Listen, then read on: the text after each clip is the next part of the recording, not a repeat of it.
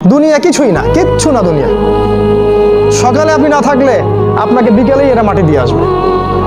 চোখ বন্ধ করে চিন্তা করবেন, রাত্রেবেলা আপনি পৃথিবীতে নাই, আপনার স্ত্রী, আপনার সন্তান, আপনার প্রতিষ্ঠান, আপনার সংগঠন, আপনার সব কিছু কি থেমে আছে না চলছে?